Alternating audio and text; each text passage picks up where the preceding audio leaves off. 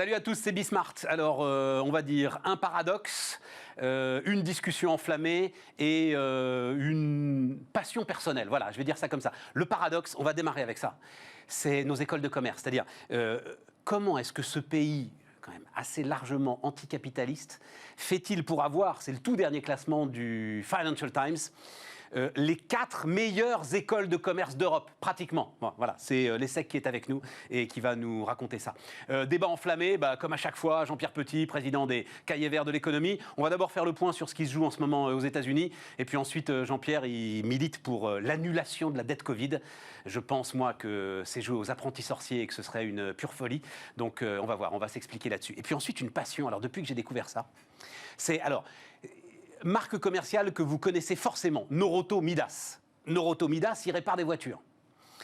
Mais depuis 10 ans, ils investissent en fait, grâce à une de leurs filiales qui s'appelle VIA-ID, ils investissent dans toutes les formes modernes de mobilité. C'est une stratégie, mais d'une intelligence rare. Ça veut dire, s'il se passe ce qui s'est passé sur le diesel, comment est-ce qu'en 2 ans, pratiquement, le diesel a été rayé de la carte de l'industrie automobile? Il faut absolument qu'on puisse anticiper ça, parce que si on ne peut plus réparer de diesel, il faut qu'on sache vers quoi on doit se tourner, nous, Noroto, Midas, pour continuer à assurer notre activité. Voilà, c'est le programme, et donc on démarre avec les grandes écoles. Et donc, on démarre avec l'ESSEC, avec le directeur général de l'ESSEC, Vincent, je vais tout dire, Esposito Vinzi. Bonjour, bonjour Vincent. Bonjour Stéphane. Merci beaucoup de venir nous voir. Et alors, je vais commencer, alors, je vous dis tout, c'est-à-dire quand vous rentrez dans ce studio, puis c'est la question que tout le monde vous pose de toute façon, voilà, on adore cet accent, on adore ce nom, on adore tout de l'Italie. Et donc, on vous demande, mais vous êtes italien, vous êtes français et vous êtes... Les deux. Oui, mais vous êtes tout jeune français quand même. Oui, je suis italien à l'origine et français depuis quelques mois, avec beaucoup d'honneur. Mais je peux vous demander pourquoi, pardon, hein, et vraiment, ce n'était pas le sujet, mais ça m'intéresse. Pourquoi est-ce qu'on a envie de devenir français? Mais oui, je suis arrivé en France il y a 14 ans, notamment à l'ESSEC en 2007, comme professeur de statistique. Et je viens de l'Italie, de l'île de Capri. Et voilà, donc j'ai toujours vécu dans un contexte, disons, international. Et comme je suis depuis 14 ans en France, je me plais beaucoup. Jusqu'à il y a quelques mois, je disais que je me sentais chez moi. Maintenant, je peux dire que je suis chez moi. Mais l'île de Capri, mon Dieu. Vous savez, je vais raconter ça. J'ai eu la chance d'y aller il y a longtemps, avant que ce soit... Et donc, vous montez l'île de Capri, je vous décris, donc évidemment, toute petite île, et puis vous montez à Anna Capri, qui est un tout petit peu au-dessus. Et donc, voilà, vous serpentez dans des virages, vous êtes en scooter. C'était il y a longtemps, hein, c'était une autre époque du tourisme, heureusement. Et à un moment, il y a un petit écriteau avec écrit, arrêtez-vous là, il y a la più bella vista del mundo. Voilà, c'est ça, je ne fais pas trop de barbarisme. La plus belle vue du monde. On va aller voir. Et c'était vrai. Je suis né à 500 mètres de cet endroit. Mon Dieu! Et vous avez la baie de Naples devant vous. C'est exact, tout à fait. La baie de Naples, tout à fait. Mais comment on peut quitter un endroit pareil? Oui, j'ai quitté Capri pour Cergy. Voilà. Ce qui donne beaucoup d'espoir aux habitants de Cergy. Bon, j'étais déjà dans le milieu académique en Italie en tant que professeur des universités, mais j'étais très attiré justement par le système des écoles de commerce en France. Ouais. Et avec, voilà, on a été toujours un académique, mais avec un fort esprit entrepreneurial. Voilà, il y a 14 ans, j'ai fait le choix de rentrer dans ce système et joindre l'ESSEC. Rentrons dans ce paradoxe justement. En plus, professeur de statistique. Oh là là là là, on n'est pas sorti, elle va être longue l'interview, les amis. Rentrons dans ce paradoxe. On est quand même un petit peu avec l'Italie d'ailleurs, peut-être le pays le plus anticapitaliste d'Europe. Vous êtes d'accord avec cette prémisse? Après, il faudrait voir comment on définit le capitalisme, mais voilà. En tout cas, alors on va dire qu'il refuse certains des éléments fondamentaux de l'économie de marché. Voilà, on va dire ça comme ça. Les simples principes de base de la consommation, du profit, sont quand même très régulièrement challengés en France. Challengés, je dirais, oui. Challengés, voilà. On est d'accord. Questionner, challenger, tout à fait. Questionner, challenger. C'est qui est devenu désormais aussi une question mondiale, compte tenu de ce qui est en train de se passer depuis une année. Et pourtant, on est donc 4 établissements dans le top 10 du classement des écoles de commerce du Financial Times. Tout à fait. Donc, je vais me permettre de citer HEC, INSEAD, ESSEC et le SCP. 22 écoles françaises sur les 90 meilleures écoles de commerce européennes. C'est exact. Est-ce que vous avez réfléchi à ce paradoxe? Oui, bien sûr, mais qui était quelque chose que je regardais aussi en tant que spectateur quand j'étais en Italie, et maintenant avec beaucoup de plaisir en tant qu'acteur. Mais il est évident, vous venez de le dire, les classements, mais aussi l'attractivité pour les étudiants internationaux, pour en parler si vous le souhaitez, Oui, tout à fait. montre clairement qu'il est évident que ce système de l'enseignement supérieur en management en France, il est très connu, aussi reconnu comme un système de premier plan au niveau international. Il y a quelques caractéristiques qui constituent un petit peu le cœur de ce système et qui sont un petit peu les atouts qui assurent la pertinence, mais aussi la réussite de ce système. Je pense que je peux en résumer 2-3 si vous le souhaitez. Allez-y, on a le temps. D'abord, je pense que le premier élément, c'est un petit peu l'excellence académique et la sélectivité. Ça, c'est extrêmement important. La manière dont les étudiants sont sélectionnés, la manière dont nous assurons avec des investissements l'excellence académique, tant dans les contenus que dans les modalités pédagogiques. Un deuxième pilier concerne la diversité des profils et des parcours des étudiants. Et un troisième pilier, c'est la richesse des expériences, je dis au pluriel, parce que l'expérience académique, elle est enrichie, intégrée d'une expérience professionnelle, une expérience internationale, une expérience multiculturelle, une expérience associative, une expérience multidisciplinaire. Et quand vous faites la somme de tous ces éléments, il n'y a pas d'autre système au monde où vous trouvez un tel mélange, une telle alchimie positive, surtout pour des gens, si nous prenons par exemple le programme Grande École, qui sont assez jeunes. Et du coup, ça mène à des diplômés qui sont très rapidement opérationnels et qui peuvent aussi assez rapidement prendre des responsabilités managériales. Si vous comparez ça avec totalement ouvert au monde, ouvert au monde. Avec un esprit très ouvert. Et ça, c'est aussi une caractéristique assez unique de l'ESSEC, parce qu'en plus de tout cela, qu'est-ce que nous faisons à l'ESSEC pour ces étudiants? Les étudiants, moi je préfère dire que nous ne formons pas les étudiants se forment et se transforment chez nous. Ça change complètement le paradigme. Je veux reprendre alors 2 des 3 éléments que vous avez mis en avant. D'abord, l'excellence académique, c'est-à-dire, ça aussi c'est un sujet avec lequel on a un problème. La sélectivité, vous avez le sentiment que c'est un cercle vertueux que vous créez, c'est-à-dire les meilleurs attirent les meilleurs, qui attirent les meilleurs, qui attirent les meilleurs professeurs, qui permettent d'avoir les meilleurs locaux. C'est un cercle vertueux qui est créé grâce à cette sélectivité aujourd'hui? C'est un cercle vertueux, et vous voyez bien que moi j'ai rajouté une deuxième dimension qui est celle de la diversité des profils et des parcours. Oui, mais alors justement, allons-y tout de suite sur la diversité. La diversité des profils, est-ce qu'elle peut être toujours respectée quand, pardon, excusez-moi l'image, ces écoles de commerce ressemblent de plus en plus à des clubs de foot? C'est-à-dire qu'il y a une espèce de surenchère dans les salaires pour attirer les meilleurs professeurs, pour attirer l'excellence académique. Et donc derrière, vous avez quasi mécaniquement des frais d'enseignement qui augmentent de manière très spectaculaire quand même depuis quelques années. C'est une question d'équilibre et d'exigence. D'abord, quand on parle de frais de scolarité, il faut comprendre par rapport à quoi nous faisons la comparaison. Il suffit de faire d'une année sur l'autre. C'est quoi? On est sur des augmentations de 50% sur les 5 dernières années? Ça dépend de quel programme, ça dépend de quel... en tout cas, c'est plusieurs dizaines de pourcents. Mais si nous pourcents. comparons, moi, je ferai une distinction entre les frais de scolarité et le coût de scolarité pour l'institution. Il faut savoir qu'aujourd'hui, les frais de scolarité, si nous prenons le programme Grande École, sont inférieurs au coût de scolarité que l'institution supporte pour former chaque étudiant. Non, mais alors, Vincent, qu'on soit très clair, moi, j'ai pas d'avis sur savoir si c'est cher, si c'est pas cher. Ça, pour le coup, est-ce que vous arrivez à maintenir la diversité des profils? Absolument. Malgré cette hausse des frais d'inscription? Absolument, parce que dès qu'on identifie pendant le processus de sélection des étudiants qui méritent de faire l'ESSEC pour des questions justement de qualité académique, d'intérêt du profil, la question financière ne se pose pas parce que nous avons des bourses sociales. Il y a tout un système justement d'ouverture sociale, de soutien de la fondation de l'ESSEC qui permet justement de résoudre les questions financières. L'apprentissage, qui est un élément historique de l'ESSEC depuis 1993, c'est la seule école de management qui est en centre d'un CFA. Et justement, on a aujourd'hui, juste pour vous partager quelques chiffres, on a environ 750 étudiants, toutes formations confondues, en apprentissage, avec un objectif pour, d'ici 2 ans, d'arriver à 1000 apprentis, qui est aussi un soutien financier pour les étudiants. Il y a un système de quotas? C'est-à-dire que vous vous dites, il faut que j'ai, j'en sais rien moi, 10-20% d'étudiants boursiers au sein de l'ESSEC tous les ans? Aujourd'hui, nous en avons 22%. Et nous avons pris un engagement. Par ailleurs, on collabore sur ce sujet avec le ministère de l'Enseignement supérieur, Recherche et Innovation, Il y a aussi un groupe de travail qui s'est mis en place avec des résultats qui viennent de sortir. Et donc, on a l'objectif d'ici 3 ans de passer à 27%. Est-ce que les diplômes, alors oui, les diplômes 2019-2020, on va commencer par cela. Est-ce qu'ils valent les diplômes C'est la première génération Covid finalement qui est sortie de l'ESSEC. Est-ce qu'ils valent les diplômes des autres années? Oui, alors il faut d'abord dire que nous avons réussi à assurer la continuité des activités pédagogiques avec un transfert pratiquement immédiat au digital. On va y venir, mais extrêmement important. Est-ce que pour vous, ce sont les mêmes diplômes?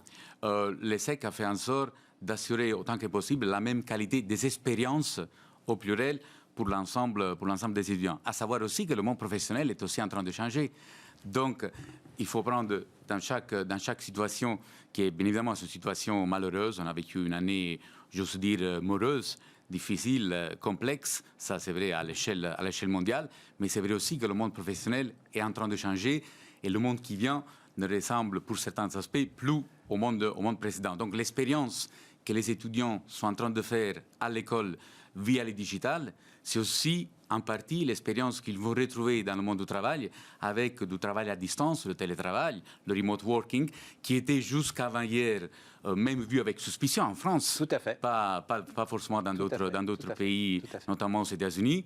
Donc aujourd'hui, même les managers ont appris ou sont en train d'apprendre à manager des équipes à distance. Donc le talent management via le digital et à distance multiculturelle devient la réalité de les entreprises. Donc ce que nous sommes en train de faire à l'ESSEC, c'est de faire en sorte que les contraintes de la situation actuelle, on va les transformer en opportunités pour fournir cette nouvelle dimension de formation à nos étudiants. J'ai lu qu'en fait, l'enseignement distanciel, c'était pas, et vous avez raison, c'est exactement comme pour le travail, c'est pas mettre un prof devant une caméra, c'est une révolution pédagogique. Absolument. Oui, vous pensez absolument, ça absolument. Et quelque chose qui absolument. restera. Les professeurs ont beaucoup joué le jeu, justement. Il ne s'agissait pas du tout, si éventuellement quelqu'un l'a fait, il s'est trompé, il ne s'agissait pas du tout de répéter exactement ce qu'on fait dans un amphithéâtre, dans une salle de cours en présentiel, et le répéter en face d'une caméra.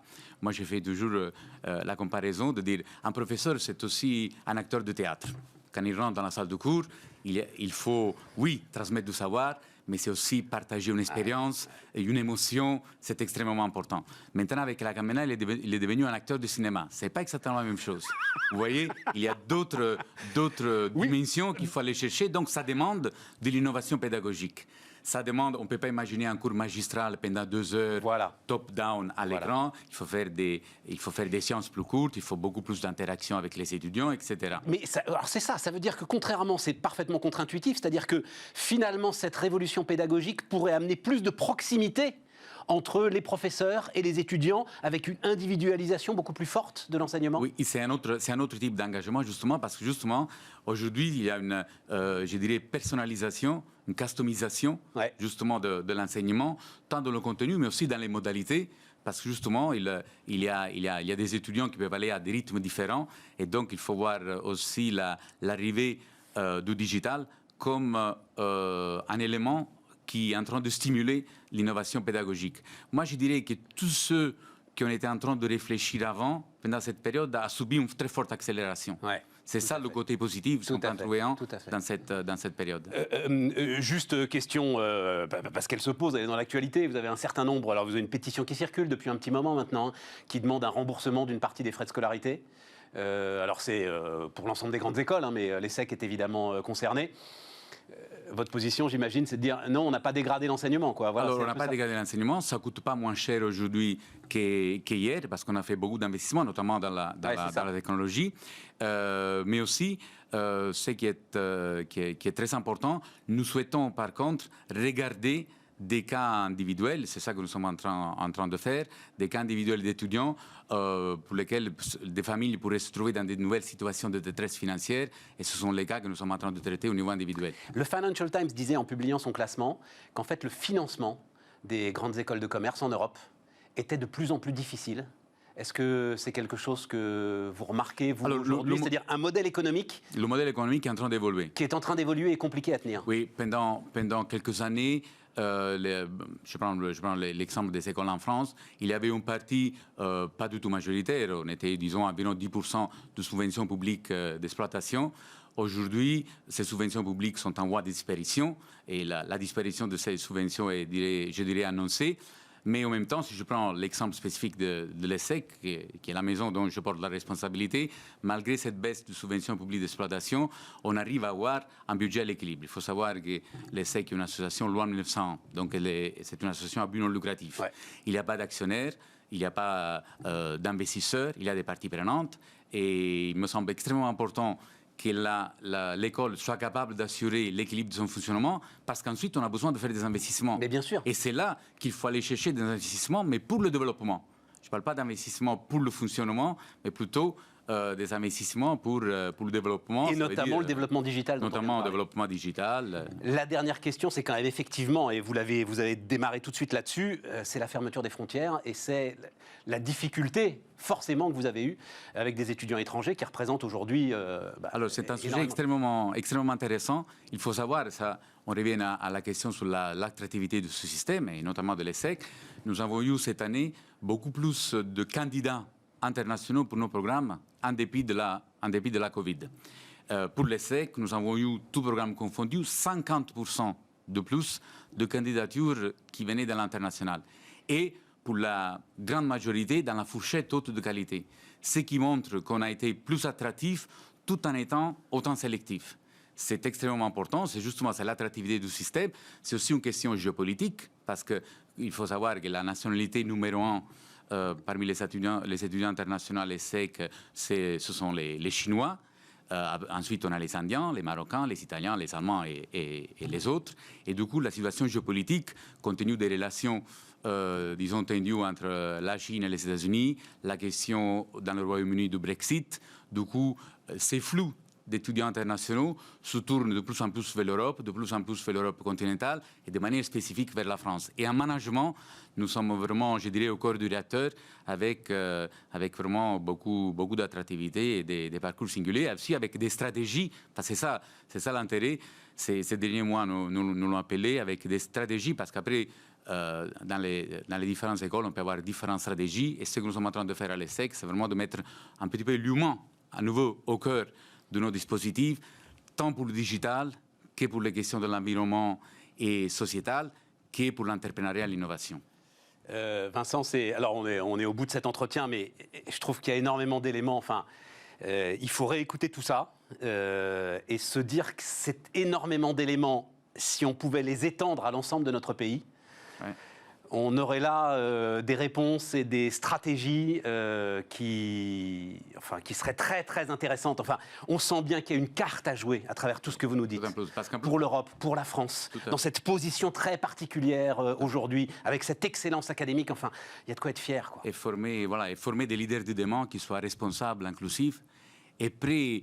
Bien évidemment, la connaissance académique, le savoir est extrêmement important, mais il faut conjuguer ça au savoir-faire, au savoir-être. Ouais, on a besoin de leaders responsables, inclusifs, qui soient capables d'agir, oui, pour avoir un impact sur la société, mais qui soient aussi capables de transformer et de fédérer autour d'eux. Donc, arriver à conjuguer un petit peu des intérêts locaux avec des intérêts globaux. In fine, ce que nous essayons de faire avec nos stratégies, on a besoin d'un mieux-être de l'humanité. Sans oublier que quand même, tout en bas du bilan, il faut qu'il y ait un plus.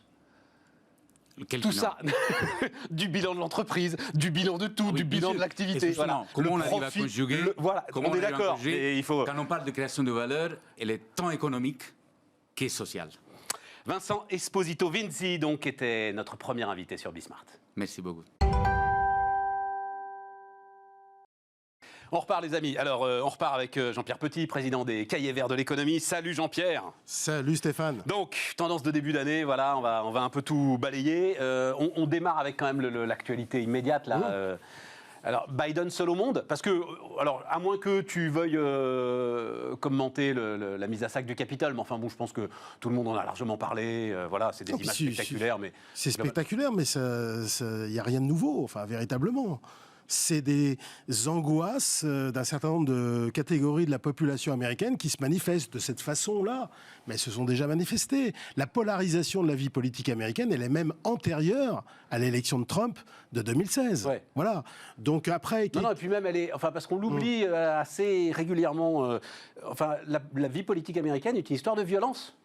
Ils ont combien toi, tu dois le savoir par cœur. Combien de présidents des États-Unis assassinés 4. Eh ben voilà. 4 sur 45 jusqu'à présent. Bah voilà. C'est énorme, bien sûr. 10% des présidents des États-Unis bien sûr, bien sûr. assassinés quand même. Non, mais voilà, c'est pas. Bon, mais le plus important, c'est sans doute que, c'est les résultats de l'élection en Géorgie. Absolument. Voilà, et c'est donc le contrôle de la Chambre des représentants, le contrôle du Sénat. Absolument. Ce qui n'était pas arrivé à un président américain depuis un bon moment. Oui, et surtout, c'était pas du tout attendu il y a 2 mois. Parce qu'il y a 2 mois, lorsqu'on a eu le résultat, au bout de quelques jours de l'élection présidentielle, le consensus, c'était plutôt de dire, pour le Sénat, c'est râpé. Parce que la Géorgie, elle est depuis une trentaine d'années plutôt un État conservateur. En plus, les sondages donnaient plutôt les 2 candidats républicains en avance. Ouais. Et là, depuis 2 mois, ils remontaient dans les sondages. Il faut dire que la communication sur le plan de relance a été très ambivalente de la part des 2 candidats. Je ne reviens pas sur les détails. En plus, du point de vue du camp mais tu as raison, le plan de relance, mais aussi sans doute quand même, je ne sais pas, je ne suis pas citoyen américain, mais voir les gesticulations du président Trump pendant 2 mois après le résultat, à un moment, je pense qu'il faut vraiment être et puis c'est pas facile. Furieusement trumpiste pour y résister. Voilà, et c'est pas facile de convaincre les gens d'aller voter quand on dit que les élections sont entachées de fraude. Donc ça sert à rien. Donc il y avait une contradiction.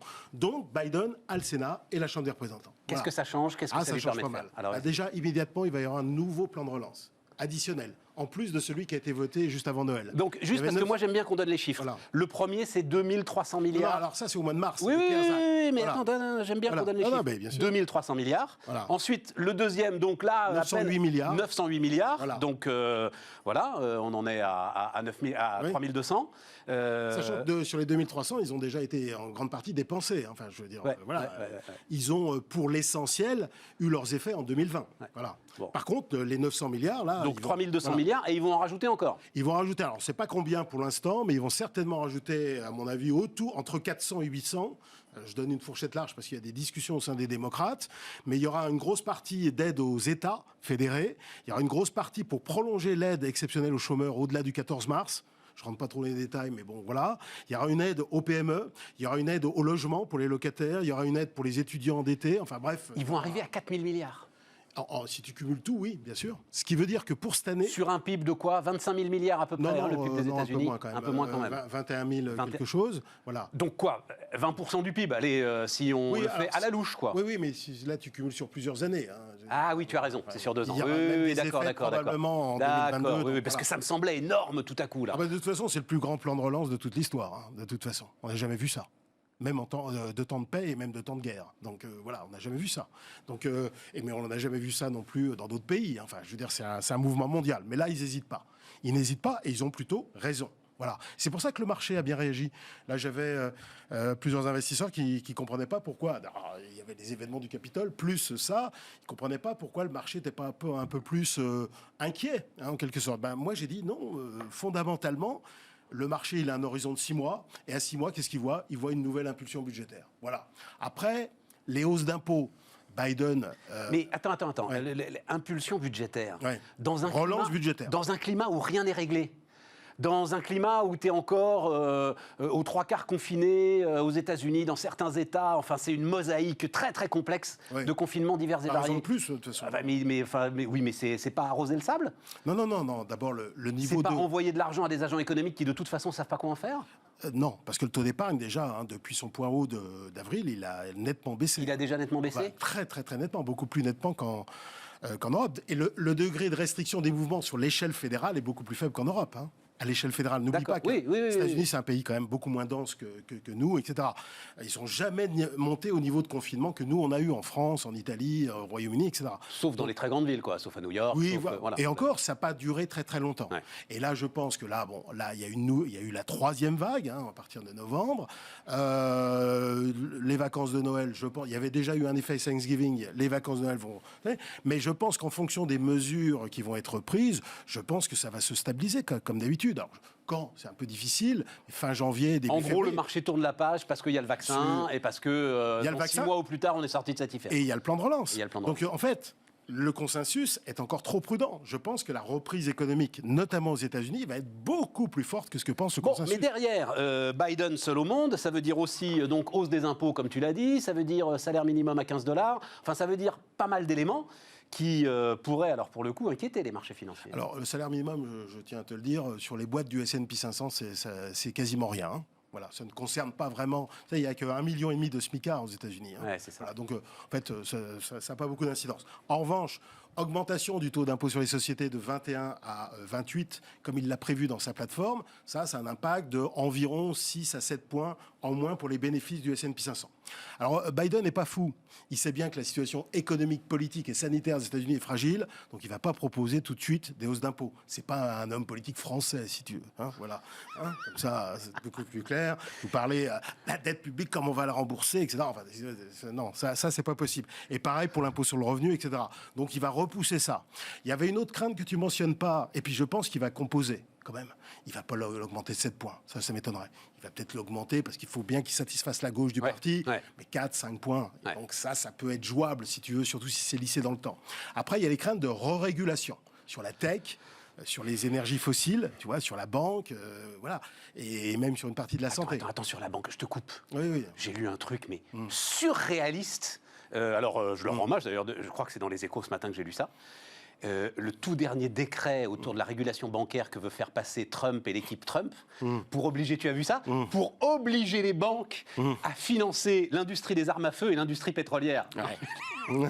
Mais tu vois, quand tu dis, tu peux pas avoir de crainte supérieure à ce que ces cinglés sont en train de faire. Non, donc, en plus, ça pose aucun problème. Non, mais je vais dire aussi en plus, une vraie action de régulation très contraignante nécessite une super majorité au Sénat, 60 voix. Sinon, ça prend beaucoup de temps. C'est la technique d'obstruction. Si tu n'as pas les 60 voix, les sénateurs républicains retarderont beaucoup le processus. Donc, ça va nous pousser au calendrier grec. C'est très difficile de faire des réformes structurelles aux États-Unis si tu n'as pas les 60 voix de super majorité au Sénat. Donc, ça, il ne faut pas l'oublier. Ils feront plus que s'ils n'avaient pas la majorité. Ça, je suis d'accord. Mais attends, pour être clair, même, alors je ne sais plus combien, mais c'est dans 49 États là, qu'il y a des procédures lancées, en gros, pour une séparation entre Facebook et Instagram, par exemple.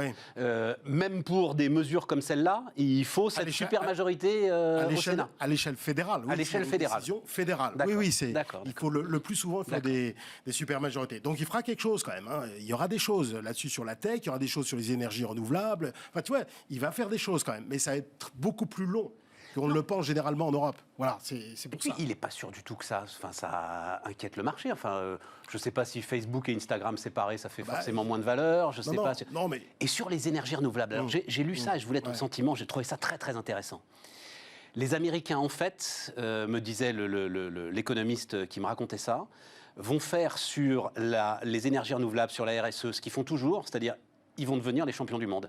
Ils ont beaucoup de retard. Ils ont du retard. Ils n'étaient pas dedans, et donc ils vont démarrer, et à partir du moment où ils démarrent, ils vont y aller massivement, et ils vont vouloir être les champions du monde. Là, ils ont une impulsion politique majeure. Voilà. Là, enfin, on verra s'ils sont champions du monde, mais... Ils ont toujours fait comme ça. Hein, c'est à nous de réagir, quoi, tu vois. C'est à nous, Européens. Enfin, je veux dire, les signaux qui viennent des États-Unis depuis 4 ans, c'est de nous dire, remuez-vous, secouez-vous, quoi. Bon sang de bonsoir. Voilà, c'est ça. Et j'ai l'impression que, en fait, la classe politique européenne, dans l'ensemble, si tu veux, elle se satisfait d'un retour à la normalité pour recommencer à roupiller, pour la faire court, hein, tu vois. Et donc, je vois sur les stratégies de défense, de sécurité, et sur les stratégies même d'autonomie vis-à-vis du leadership technologique des États-Unis et de la Chine, je vois déjà que dans le discours, ça commence à reroupiller un petit peu. Bon, Thierry Breton est très efficace à la Commission européenne. Je ne sais pas s'il est venu ici, mais il est très efficace. Non, malheureusement, non. Je vais te dire, j'ai même pas essayé. Tu vois, voilà. Il faut qu'on ait peut-être un peu d'ambition, nous aussi. Voilà, allez, on va essayer de le faire venir. Voilà. Compliqué quand même. Non, mais tu vois, il faut vraiment. Trump a eu un mérite, c'est qu'il a secoué l'Europe. Voilà, il l'a poussé à une certaine forme de responsabilisation. Voilà, et de ce point de vue, ça a plutôt été utile. Voilà.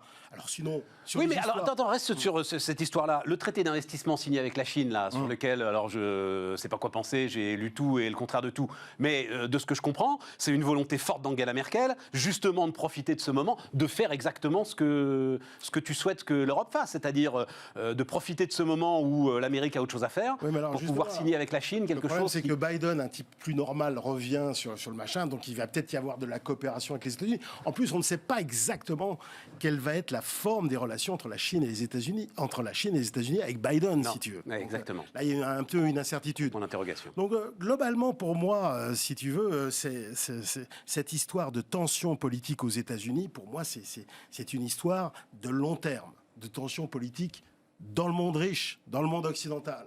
C'est une réaction contre l'impuissance publique, contre des frustrations liées à des angoisses parfois économiques, comme évidemment la paupérisation des classes moyennes, les délocalisations, etc. Le creusement des inégalités. Le creusement de certaines formes d'inégalités. Et puis, il faut bien le dire, aussi des angoisses identitaires. Mais bien sûr. Voilà, donc voilà, l'insécurité, l'immigration, etc. Et il y a une telle impuissance publique. Les élites politiques ne comprennent pas, en Europe en particulier, pourquoi la démocratie recule, mais parce que la démocratie est associée quand même de plus en plus dans la tête des gens à l'impuissance. On ne peut plus rien foutre. Parce que tu as le Conseil constitutionnel, le Conseil d'État, parce que tu as le lobbying, parce que tu as la Commission européenne, parce que tu as le Conseil de l'Europe, parce que tu as ceci, la Cour de justice des communes. Tu ne peux plus rien foutre. Et puis tu as 3000 mecs qui descendent dans la rue, bah, tu cèdes, tu recules. Parce que là, on critique le Capitole, mais il y a 2 ans en France, tu avais des mecs qui pillaient, qui foutaient le feu. Oui, enfin, ils ne sont pas rentrés dans l'Assemblée. Ils ne sont pas rentrés dans l'Assemblée nationale. Non, mais rappelle-toi les images de Paris. Évidemment, mais tu penses, mais bien sûr que dans je m'en le souviens. monde entier, je parle pas mais chez nous. évidemment, mais Dans évidemment. le monde entier, les flics étaient quand même totalement, au début, totalement débordés. Oui. Enfin bon, rentrons pas là-dedans, parce que c'est des questions techniques de maintien de l'ordre, C'est pas seulement le problème des États-Unis, c'est ça que je veux dire. Oui, tout à fait. C'est un problème plus général. Et donc, ça passe par tout un tas à mon avis, d'orientations. Mais on va pas revenir là-dessus, parce que voilà. Mais moi, je pense qu'il faut faire table rase du passé et annuler une partie de la dette. Je t'en ai déjà parlé ici. Pour moi, c'est une condition pas suffisante, mais absolument nécessaire. Sinon, on n'arrivera à rien. Voilà. Je reviens à ça. Bon, mais alors, oui, mais alors, on en reparle, il faut qu'on s'en souvienne, alors, parce que ce sujet me passionne. J'ai été convaincu, moi, j'ai été convaincu que ça n'a aucun sens, ça ne sert à rien. C'est jouer à l'apprenti sorcier. Non. C'est quoi? Tu auras, à la fin de cette année, la moitié de la dette européenne, à peu près, dans la Banque Centrale Européenne. J'aimerais bien, ouais. Ouais, grosso modo. Enfin, bon, voilà, c'est à peu près les estimations. Ça ne sert à rien de l'annuler, Jean-Pierre, ça ne sert qu'à encore une fois, jouer à l'apprenti sorcier. Tu ne sais pas quelle va être la réaction. Mais tu ne sais pas quelle va être la réaction. Quoi? Ben, j'en sais rien, moi. De l'ensemble européen, de l'ensemble de nos financeurs, de l'ensemble de ceux qui détiennent une partie de la dette européenne, si jamais tu es à Nice. Une très bonne réaction, Stéphane. Ouais, une très bonne réaction. Tu gagnes en... Tu es au doigt mouillé. Non. Mais à quoi ça sert? C'est la Banque Centrale Européenne qui la détient, Jean-Pierre. Mais qu'est-ce que t'en sais de la politique monétaire de la Banque Centrale Européenne dans 5 ans, dans 10 ans? T'en sais rien, il faut l'annuler maintenant, car ce qui sera gagné pour dans 5 ans, dans 10 ans. C'est la condition minimum. Je ne dis pas qu'il ne faut pas des contreparties. Si, il faut un nouveau contrat social avec des contreparties. Ça, je suis d'accord. Des réformes, d'accord. Mais tu gagnes en immédiateté, en clarté. Tu ne peux pas décrire comme tu le fais avec une infinie lucidité depuis des années le personnel politique français. Ta fameuse phrase « je dépense donc je suis » et leur offrir une annulation de dette. C'est pas possible, Jean-Pierre. Ils vont sauter dessus. Non. Si tu annules la dette Covid et ses 20%... Mais on peut recommencer. Allons-y, les gars, c'est formidable. Non, je pense que justement, c'est l'occasion d'une opération de vérité, de transparence. Et comme ça, on arrêtera d'avoir toutes ces élites qui, à peine quelques mois après la fin de la pandémie, commencent à déjà nous parler du remboursement de la dette, des hausses d'impôts, etc. Tu avais Geoffroy de Roux-Berrieux. Mais si, Roux-Berrieux, le patron du MEDEF, dit il va falloir... De Bézieux, oui, pardon. Il parle pas de hausse d'impôts, personne ne parle de hausse d'impôts, Jean-Pierre. Non, mais si lui parlait de hausse d'impôts, mais il dit il faut rembourser la dette. Comment on a remboursé la dette? Comment on a géré la dette publique depuis 30 ans, il dit il faut rembourser la dette. En augmentant les impôts. Il le dit comme les cheveux sur la tête, ça pousse. Ça veut dire, il le dit, oui, peut-être un jour, il faudra rembourser la dette. Il est certainement pas dans l'idée de rembourser la dette aujourd'hui. Attendre qu'on a les événements du Capitole et peut-être des événements encore plus graves, plus dangereux dans 2 ans, dans 3 ans, dans 4 ans, pour la faire courte. Alors, ce qui m'amène, alors on n'aura pas le temps de de tout faire, mais c'est que ça, à chaque fois, c'est pareil avec toi. On part sur le chapeau de roue. Le plan de relance, c'est-à-dire, je savais pas, j'avais pas pris la mesure de ce qu'avaient fait les Britanniques. Donc, il y a un truc que je savais même pas que ça existait, là, le Conseil de la productivité. T'inquiète pas, on en a déjà créé un autre depuis. T'inquiète pas, on va en créer 5 cette année. Ils ont fait le calcul des différents plans de relance à travers l'Europe, et finalement, on n'est pas si ambitieux que ça, nous, Français. Sur l'exercice 2020... Les Anglais font 2 fois plus que nous. Bah, si t'étais abonné au Cahier Vert, voilà, t'aurais su. C'est trop cher, c'est hors de prix, les Cahiers Verts. Non, mais nous, on a fait une étude là-dessus, c'est pas la France qui était la plus haute. Le Royaume-Uni, il y a plus, mais il y a plus... Beaucoup plus. Il y a beaucoup plus aux États-Unis aussi, on vient d'en parler un petit peu là, mais... il y avait plus en Espagne, c'est plus de ce côté-là que tu peux avoir des réponses à cette crise sociale que du côté d'une annulation de la dette.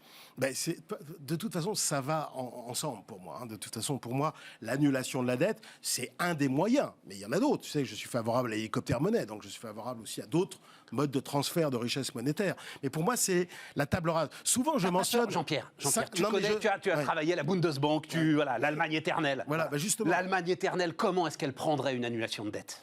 En 1953, Stéphane. Mais dans quel état elle était en 1953? Mais dans quel état sommes-nous aujourd'hui? Mais on n'est pas dans l'état de 1953. Non, mais faut-il attendre une nouvelle dégradation? Parce que ça va se dégrader. Notre croissance potentielle diminue, les tensions sociales vont se renforcer. Ça, j'observe la vie économique, politique et sociale de l'Europe et du monde riche et du monde émergent depuis 30 ans. Ma prévision principale sur les 10 prochaines années, c'est que ça va se détériorer et que la démocratie va encore reculer. Voilà, parce que je lis pas mal de choses là-dessus. Et tu crois qu'une annulation de dette pourrait être un remède? C'est un moyen de faire table rase du passé et de partir sur de nouvelles bases. 53, je suis désolé, mais l'Allemagne avait une responsabilité indéniable, qui était une responsabilité politique. Eh bien, on lui a annulé quasiment la moitié de sa dette extérieure. Voilà. Et il n'y aurait pas eu de Wirtschaftswunder, c'est-à-dire le miracle économique allemand dans les années 50 et 60, s'il n'y avait pas eu cette annulation de dette. Voilà. Je ne dis pas qu'il ne faut pas des contreparties. Non, je vois bien ce que tu me dis. Je dépense, donc je suis. Ça fait des années. Mais c'est toi qui me le dis. Enfin. Bien sûr. Mais il n'y a pas que la France d'abord, d'une part, et d'autre part, de toute façon, on n'y arrivera pas. Tu peux pas dire aux jeunes générations, je suis désolé, on va être obligé d'augmenter les impôts parce que ça. Mais non, tu leur dis pas ça. Mais tu leur dis, voilà. Hier, la jauge, c'était 60, 70, 80% de dette sur PIB. Et ben maintenant, ça va être 120%. Et même, tu fais un autre calcul que je trouve d'ailleurs très pertinent. C'est la charge de la dette, en fait. Parce qu'on s'en fout de mais je suis d'accord qu'on s'en fout. On s'en fout complètement. C'est la charge de la dette. La charge de la dette baisse. Mais je suis d'accord. Donc on n'a aucun problème. Parce que tu veux jouer à l'apprenti sorcier? Mais on n'a pas de problème maintenant, Stéphane. Alors alors toi... moi, je dis que les taux d'intérêt vont rester très bas très longtemps depuis des années. Mais toi, tu penses que tu es certain que les taux resteront négatifs d'ici 10 ans, 15 ans, 20 ans, 30 ans? Justement, si la Banque centrale détient la moitié de la dette d'État, c'est sans doute la meilleure des armes pour qu'elle continue à essayer de faire en sorte de maintenir des taux d'intérêt très bas pendant très longtemps. Et si on te remet dans le conseil de la BCE des faucons type Weidmann, Trichet, etc., qu'est-ce qui se passera? Si tu te refous le traité sous le nez en te disant non, vous n'avez pas le droit de racheter. Mais de toute façon, tu auras un problème. De toute façon, en 2025, tu te retrouves, chiffre du FMI, 120% de dette sur PIB pour la France et 60% pour l'Allemagne. Donc de toute façon, tu auras un problème. Alors, raison de plus pour l'aborder Mais parce qu'il y a pour annuler une partie de la dette française et les Allemands, ils vont laisser faire ça. Non, pas de la dette d'une manière générale. Mais attends. Donc tu réduiras pas cet écart. Donc de toute façon, tu auras un problème. Mais oui, mais raison de plus pour l'affronter, pas d'être dans l'ambiguïté, parce que là, on fait semblant de dire qu'on va rembourser la dette, alors qu'on sait très bien qu'on n'y arrivera pas. Pour des raisons économiques, politiques et sociales. Il ne faut pas. Il ne faut pas. Moi, je suis plus prudent que toi dans 20 ans, dans 10 ans, parce que j'ai suivi quand même l'histoire des marchés financiers depuis des décennies et dans l'histoire. Donc, je suis plus prudent. Je dis, au moins, c'est pas... Non, je suis d'accord, c'est pas la panacée, c'est pas la solution miracle. Mais c'est l'une des conditions pour apurer le passé. Voilà, c'est tout. Et le Bitcoin? On n'a plus le temps. On part sur les chapeaux de roue, là. Les chapeaux. Les chapeaux de roue, un problème avec Roux de Bézieux, les chapeaux de roue. Si j'étais Dr House, je te dirais, il faut consulter, là. Voilà. C'est dommage qu'on ne parle pas du Bitcoin, c'est marrant. Quoi. Dans 3 semaines. Tu reviens dans 3 semaines et on reparle du Bitcoin. Absolument. Les amis, on continue Bismart. On repart les amis, alors on repart avec... alors c'est une histoire que j'adore. Bonjour David Schwartz. Bonjour Stéphane. C'est une histoire que j'adore depuis un long moment. C'est ce qu'on m'a dit. Ouais. mais oui, parce que... Alors c'est pour ça, je vais prendre un peu de temps pour raconter le truc, pardon David, mais... Aucun problème. Donc on va parler d'un... Alors pour le coup, d'un fonds d'investissement, d'une société d'investissement. Un peu plus que ça, mais on fait de l'investissement. Comment est-ce que vous vous définissez? On est un accélérateur créateur de business et un investisseur. Ouais, voilà, c'est ça. Vous pourriez être totalement indépendant, qui s'appelle Via ID, mais c'est un fonds d'investissement, un investisseur, un accélérateur qui a été créé en 2010, c'est ça, je crois que c'est 2010. 10 ans, on a soufflé notre 10e bougie. Alors, je vais citer les 2 marques commerciales que tout le monde connaît, qui sont Noroto et Midas. C'est ça. Parce que je trouve bien, Noroto et Midas, vous le savez tous, pas besoin d'être dans l'automobile, ils réparent les voitures. Voilà, c'est important. Un des leaders européens d'ailleurs, aujourd'hui. Le leader européen. Le leader européen de la réparation automobile. Et depuis 15 ans, les gars, en fait, depuis 20 ans, non, depuis 10 ans, les gars, en fait, réfléchissent en permanence sur, est-ce que je peux le résumer comme ça, on doit se préparer à réparer quoi demain? Finalement, c'est ça C'est un des sujets, c'est effectivement l'anticipation de ce qui va changer. Donc la voiture de demain ou les modes de transport de demain. Et puis il y a un sujet qui est la mobilité de est-ce demain. qu'on continuera à utiliser les voitures? Voilà, c'est ça. Non, mais je trouve on a vu, vous avez vu avec quelle violence, ça reste sidérant ce qui s'est passé autour du diesel. Quoi, en 2 ans, moi je me souviens très bien, je discute avec Carlos Ghosn, ça doit être 2017 ou 2018, je lui dis mais c'est la fin du diesel, il me dit non quand même pas, c'est trop important. Et boum. En 1 an et demi, c'était fini.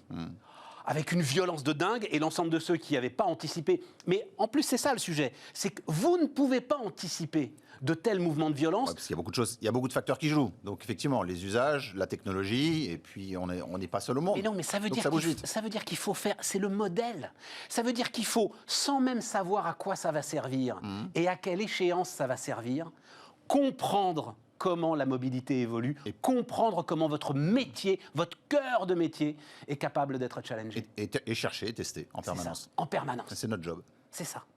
Même si, enfin, donc, vous avez, je plaisantais, vous avez l'anti-sèche. J'ai ma petite plaquette et mon anti-sèche. Non, mais attendez, mais c'est marrant. Je suis arrivé il y a 6 mois. Donnez-la-moi. Je suis arrivé il y a 6 mois, donc je connais pas encore tout par cœur. Je sais pas si on peut le voir. Mais non, mais c'est. Et on a plus de 20 boîtes dans le portefeuille. Mais c'est ça. Donc il y en a que je connais très bien, mais il y en a d'autres que je découvre encore. Au bout de 6 mois, je les connais pas encore toutes par cœur.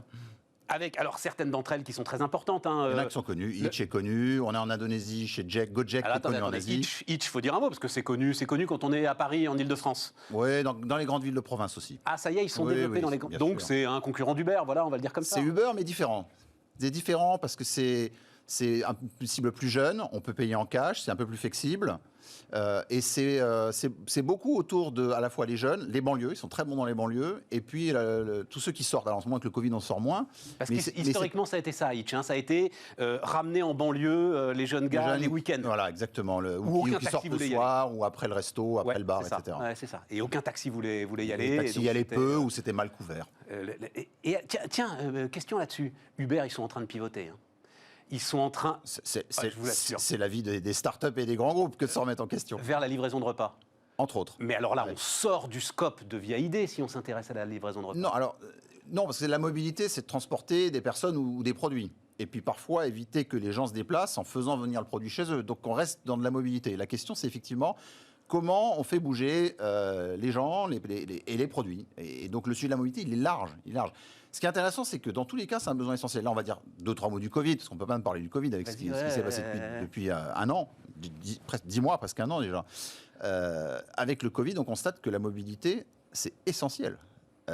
Ça paraît évident maintenant quand on le dit, mais quand on demande qu'est-ce qui est essentiel dans la vie, on va dire se nourrir, se soigner, travailler, parce qu'il faut gagner sa vie, puis c'est aussi un facteur social. Mais en fait, pour se nourrir, pour se soigner, pour travailler, il faut pouvoir se déplacer. Ouais. C'est aussi essentiel que les autres besoins essentiels. Ouais. Moi, j'ai découvert ça, parce que j'étais dans d'autres secteurs auparavant, mais j'ai découvert ça en arrivant. Alors, je l'ai raconté 2-3 fois, pendant qu'on était tous confinés là, au printemps.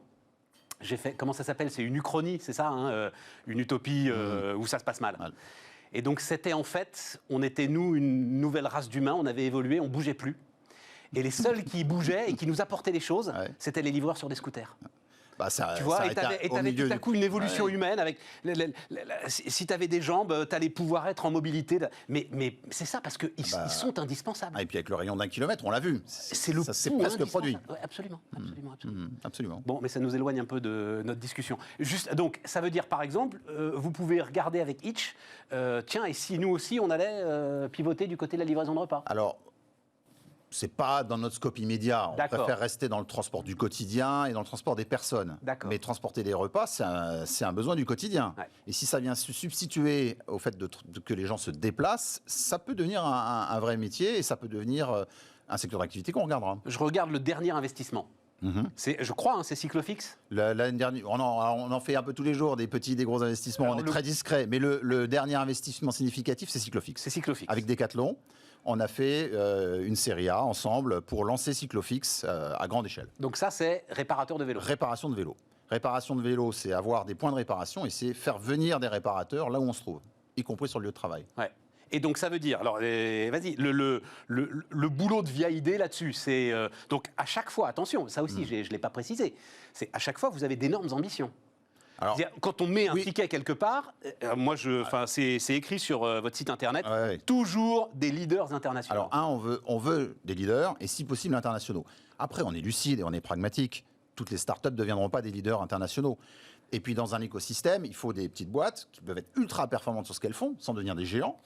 Il faut des boîtes de taille moyenne, parce que le marché va être équilibré entre divers acteurs. Et il faut aussi des leaders, parce qu'ils vont pouvoir avoir des effets de volume, ou ils vont devoir avoir des effets de volume, des effets de plateforme, ou des effets de technologie. Alors nous, on recherche plutôt cela.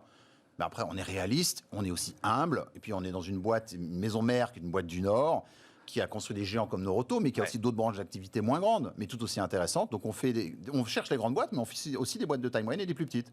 Donc Cyclofix, si ça peut être un géant international de la réparation de vélos, on sera tous très fiers. En plus, il sera français. Et le vélo, c'est un très beau métier. Mais si c'est un champion national, ce sera très bien aussi. Et c'est quoi le modèle Cyclofix? C'est un modèle c'est plutôt mano-mano, je fédère Alors, on peut le comparer déjà effectivement à des plateformes et des marketplaces. C'est-à-dire qu'effectivement, je vais avoir un réseau de réparateurs. Auto-entrepreneurs. Voilà, pas forcément, parce que ça peut être aussi des boîtes du coin qui se mettent sur une plateforme. D'accord. Voilà. Et puis, il peut y avoir effectivement des gens qui se lancent et qui montent leur point de réparation ou qui sont mobiles, parce que l'idée, c'est d'aller au plus près du client. J'ai un problème avec mon vélo, je veux pouvoir le réparer. Soit je me déplace, soit le réparateur se déplace. Et donc la marketplace, qu'est-ce qu'elle fait? Elle fournit du matériel, du savoir-faire, elle norme un peu les interventions. Alors, elle va permettre de commander son intervention, déjà, ou de trouver un réparateur, de choisir éventuellement un jour, un horaire. Si on est dans l'urgence, c'est tout de suite. Si on n'est pas dans l'urgence, ça peut être demain ou dans une semaine. Et puis il y a des tarifs.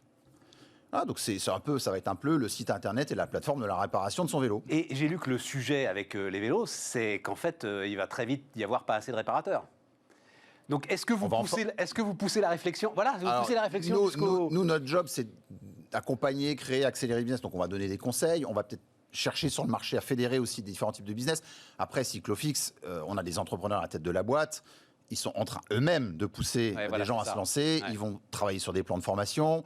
Et en plus, il y a quand même un écosystème de gens qui vendent ou réparent des vélos dans ce pays. Donc, c'est eux qui vont aussi bouger. C'est eux qui, du métier traditionnel, vont peut-être passer au métier de demain. L'automobile elle-même. L'automobile, c'est intéressant. C'est quoi vos réflexions autour de l'automobile? Alors, l'automobile, là, il s'est passé un truc de dingue en 2020. On a beaucoup parlé du vélo électrique. Là, en ce moment, on en reparle de nouveau de ce qui se passe sur la voiture. 2020, c'est l'année du vélo électrique. Vraiment, l'accélération. Bon, puis en plus, à Paris, on l'a vu, mais dans les villes de province aussi. Mais c'est vrai qu'à Paris, c'est sidérant. Alors, attends, juste parce que je reviens à la voiture. Non, mais on va clôturer parce que c'est un truc, j'ai découvert ça. Regarde, comment ça s'appelle? T-Bike. Ouais, T-Bike. Donc, le gars, il fait une roue. Ouais. Universelle, tu la mets sur ton vélo, ça devient un vélo électrique. Exactement. C'est vrai. Alors, non, mais c'est un truc de dingue. C'est un peu le concours Lépine, mais c'est un ingénieur créatif. Il a trouvé le moyen de faire une roue. Alors, il y a plusieurs technologies pour le vélo électrique, mais effectivement, la roue peut être autopropulsée par un moteur qui est à l'avant dans la roue. Et il suffit d'avoir une app, ce moteur qui est dans la roue, on change la roue, on met une roue électrique à la place de sa roue traditionnelle, et on a un vélo électrique. Alors, c'est pas aussi performant que le dernier cri du vélo électrique, mais c'est super performant, c'est pas cher, et surtout, ça permet de remettre au goût du jour des vélos traditionnels. Moi, j'ai vu ça, j'ai trouvé ça il faut l'essayer, c'est bien. Super intelligent, parce qu'il va y avoir un sujet... Il a un brevet. Et puis vous n'avez pas toujours envie finalement d'avoir un vélo électrique.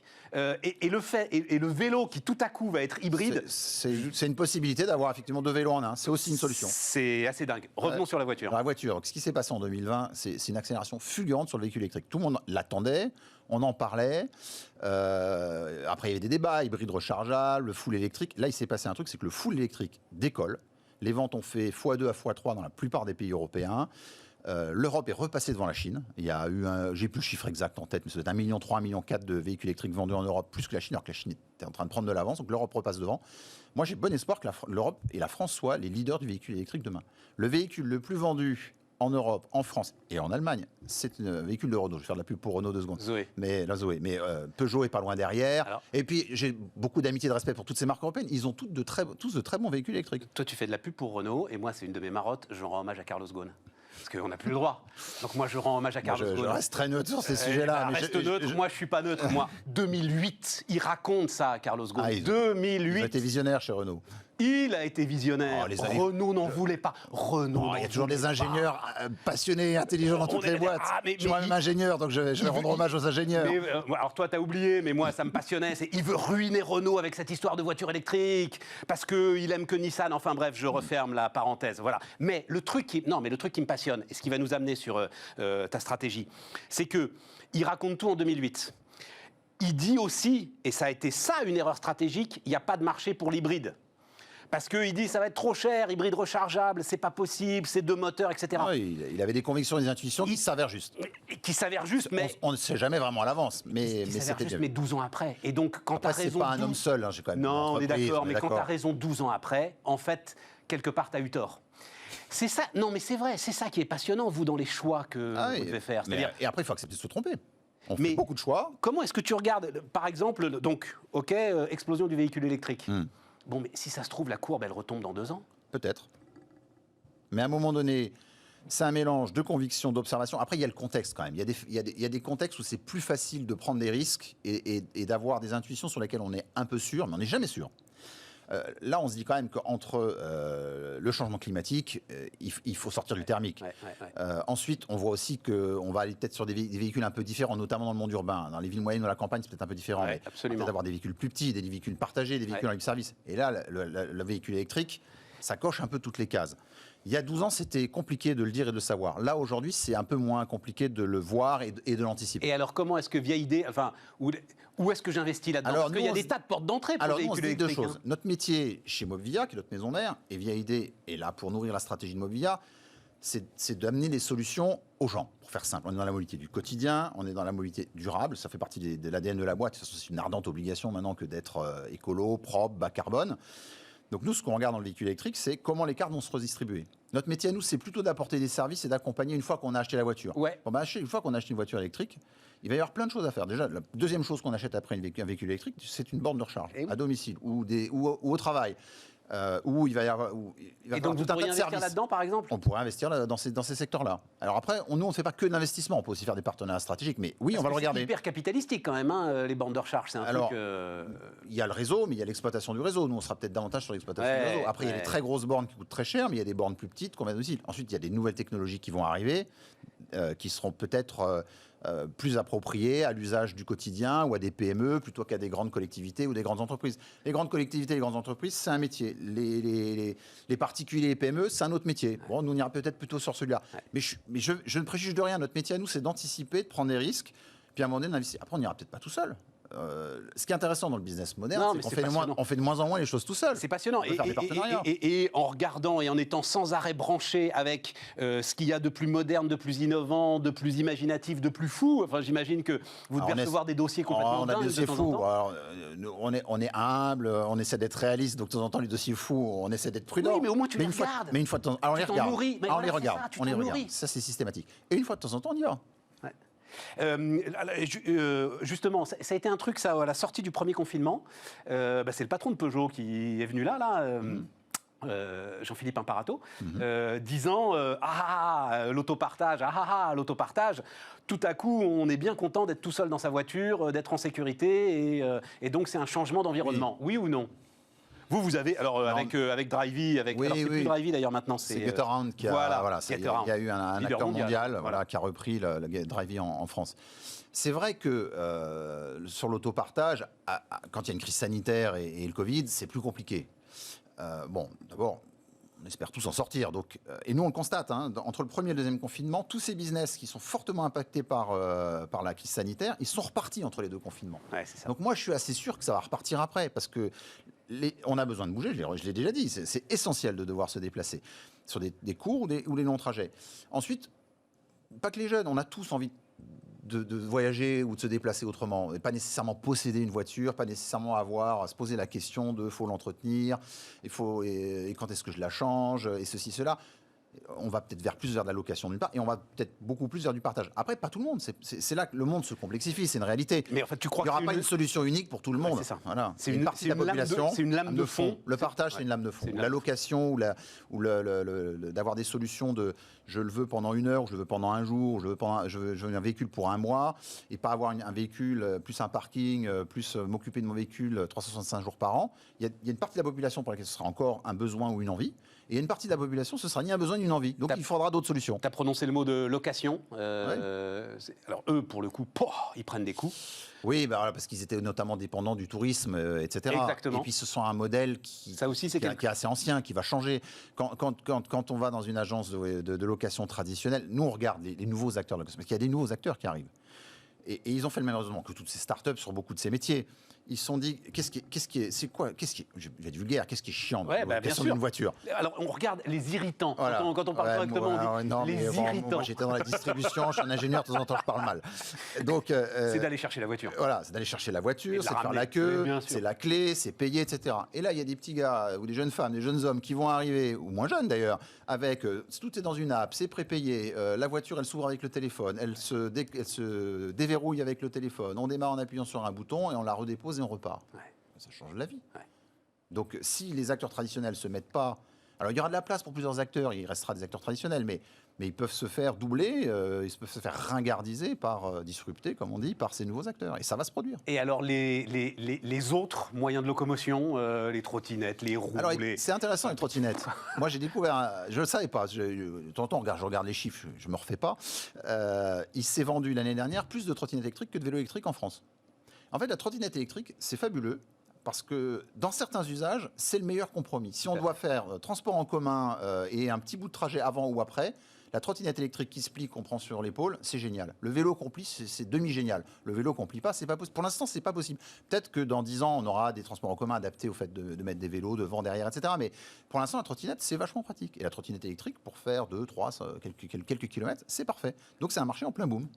Et donc là, comment est-ce que tu regardes ça? Non, Alors, il faut qu'il y ait une opportunité, à un moment, un truc qui passe. On regarde pas il y a tout. déjà de très gros Il y a déjà- acteurs voilà, sur il le y a des sujet. gros acteurs sur le libre service, la trottinette au coin de la rue. Ouais. Et puis il y a des marques et des distributeurs sur la trottinette de tous les jours. Donc nous, on n'est pas particulièrement positionnés sur la trottinette. Mais la technologie bouge, les acteurs bougent. Peut-être qu'on ira. Peut-être que c'est pas maintenant, peut-être que c'est dans un an, dans 6 mois, dans 2 ans. On est très fort sur le vélo électrique. Il nous reste 40 secondes. Mais on regarde la trottinette. C'est une révolution permanente. Hein. C'est un changement permanent. Permanent. Alors c'est dur, hein, c'est dur même pour nous qui sommes dedans, c'est dur, c'est que ça change tout le temps, donc il faut être très agile et très flexible dans sa tête. Non, et parce que derrière, c'est quand même des objets à fabriquer. Alors, on peut muter sur le service, pivoter Ouais. très facilement, Ouais. etc. Là, il y a quand même des choix à faire et des objets À un moment fabriquer. donné, on est dans le dur. Il y a Voilà, des objets, il y a des voilà, infrastructures, il y a de la responsabilité, il y a du risque. Donc il faut aussi le prendre en compte. Mais là, la maison mère a cette culture du terrain et du concret. Et nous, on a un bon mélange d'ingénieurs, de marketeurs, d'investisseurs. Donc on regarde aussi ces aspects de concret de tous les jours. David Schwartz, donc, était avec nous, le CEO de Via ID.